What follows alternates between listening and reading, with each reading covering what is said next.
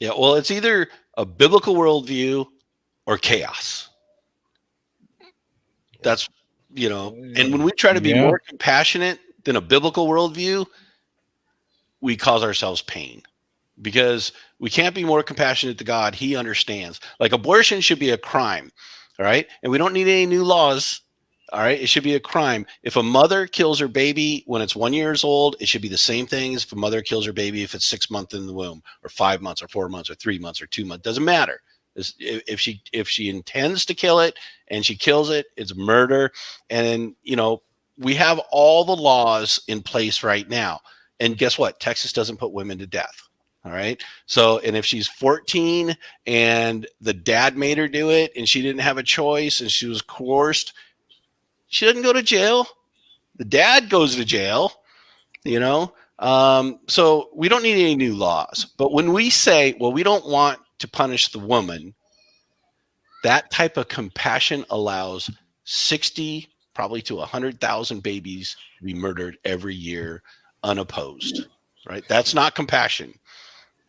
Todd, would you Right. would you think that this is spiked up? And I mean, here's another one of the things I believe: when the Planned Parenthood movement and how much money has been put into that, and then if you look at some of the research that aborted fetuses are being used for vaccines and medical studies, this is all almost like a wash to me. It's like they don't want that to go anywhere because they're making too much money off of shooting the stuff right back into us. We're basically paying for it twice over if their research. That's why I thought that Planned Yeah. Parenthood was such a sham.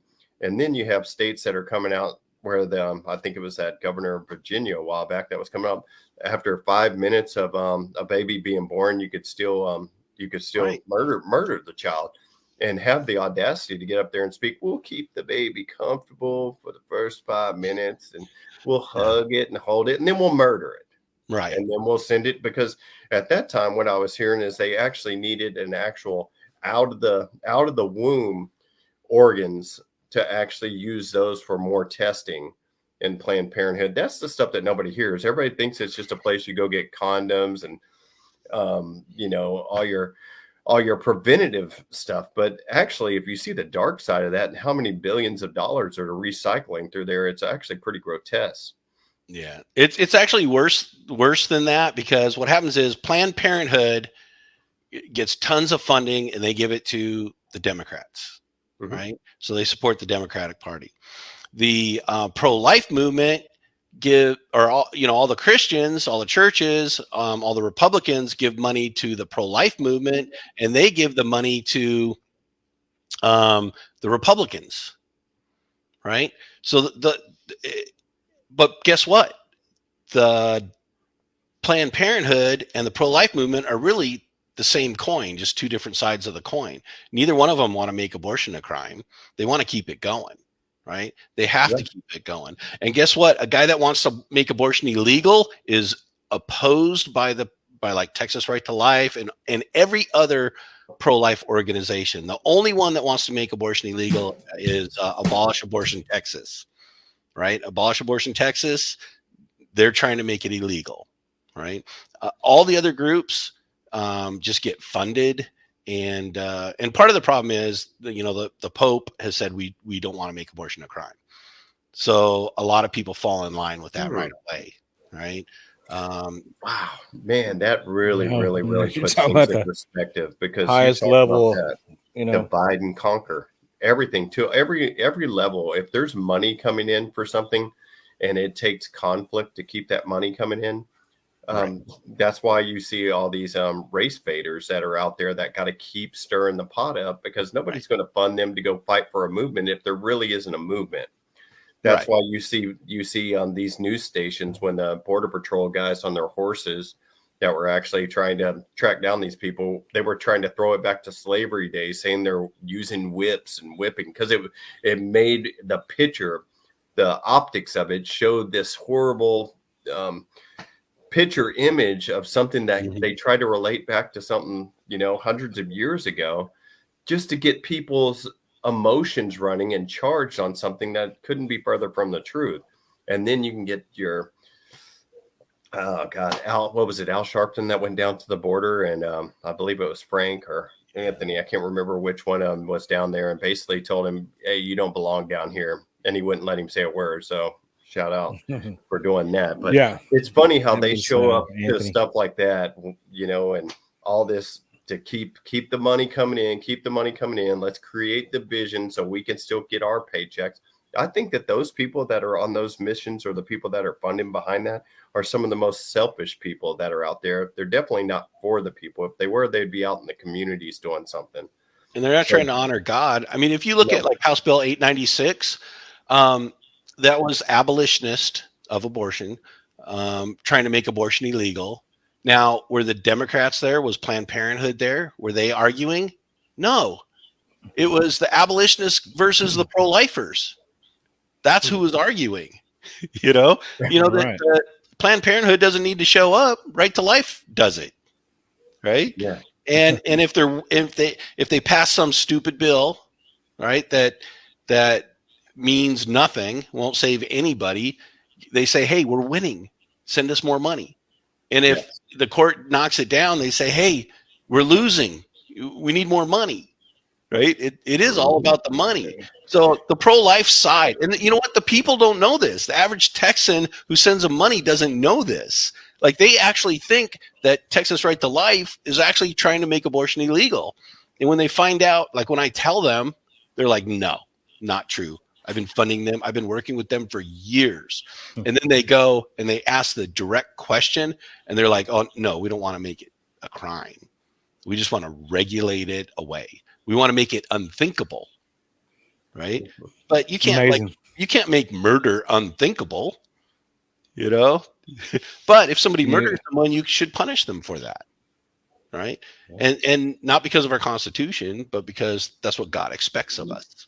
Right. And with that being said, I think that with that being said, and I hate to just sound harsh here, but when you do set a precedence of we're not going to stand for that anymore, we do believe that is murder, and for that you will be charged. All of a sudden, you would see a steady decline, and some people actually having to accept some responsibility. Right. Now, I understand that's a very very touchy subject, especially for men talking about this with woman's body, woman's choice. But I do believe there are some very, very harsh circumstances, um, you know, incest, rape, or anything like that is just so horrific. But I know from the religious side of this and God's plan or everything, even though it could be at the all-time low, but that's not what it always is. We're talking about 98% of it is just irresponsibility. Right. But I've been an abolitionist for many, many years, since 2009 ish. And I know women who have been raped that have murdered their baby. Right. Yeah. And they say the worst thing that ever happened to them wasn't the rape. It was that after the rape, they murdered their baby. Right. Oh, It's worse to murder your that's baby than it funny is to too. be raped, even though it's horrific. Now, that guy that raped him should be put to death. No doubt. Right. Um, and then same with incest. You know, I know women that through incest got pregnant, and their dad at 11 years old took them to have an abortion. They didn't know. They didn't even know they were having an abortion, you know? And then at like 14, when she got pregnant again, she knew and she spoke out. And that girl that was born from that woman, that child, is very glad to be alive. Yeah. You know, she doesn't want to be dead. And the mother is so blessed, right? And that child actually helped that woman get through. She has something of her own now, something of value that she can care, something that loves her unconditionally, right? And so these women, and there's so many of them, they'll come right out and say, "I'm so glad I didn't kill my child," because after you have it, right, the evidence is there. Yeah. No child is ever born unless God ordains it, right? Right. So and guess what? The reason we have abortion legal here in the United States, and it happened here in Texas, by the way, just outside of Dallas was the church that the two went to. for Roe v. Wade. But what happened was is all these lawyers got together and talked to the religious leaders of the community and said, "Hey, we want to make abortion legal. We want to know what your stance is and if you're okay with it." And all these pastors said, "No, abortion can't be legal. We don't want to. We wouldn't support that." And they said, "Well, what about in the case of the life of the mother? Like the mother was going to die." And they're like, "Okay, we could make that exception. That's logical, right?" And they said, "Well, what about rape?" And they said, "Oh, okay, rape, that's okay. We could make that exception." And they said, "What about incest?" And they said, "Yeah, okay, right." And Mm-hmm. that's what made uh, Roe v. Wade and all the judges in the Supreme Court and everybody go ahead. And now it's the health of the mother. And now it's even worse than that. It's you don't have to say why. You could just do it. It's a right, a privacy issue, right? So once we give in and make those compromises, like even a child that's like born in a or conceived in a fallopian tube, right? Um, the doctor needs to treat both those people as patients, right? You just don't go sacrifice one. You do what you can. And C. Everest Koop, who was the Surgeon General during Ronald Reagan, said he never once saw a time where an abortion was necessary for the life of the mother. Never once. And he was a pediatrician, right? Wow. So Yeah. it's just an excuse. It's just a bad argument. But I think So we've allowed that, and just like you said, um, you know, we start we open the door to all of our freedoms to slowly allow for bigger decisions to be made or taken away or whatnot, and it's a shame that it comes to that Yeah. because you have to you have to you have to know that the man upstairs has the right plan and everything is set in place, and you have to believe that everything does happen as he knows it will happen and his plan is set forth. And I know it has to be hard, but there's And the law obviously is our schoolmaster, right? The law tells us what's right and what's wrong. So if we say it's okay and it's legal, younger women, it's just a choice to them. It's a difficult choice where it should be like, no, the law teaches us what's right and what's wrong.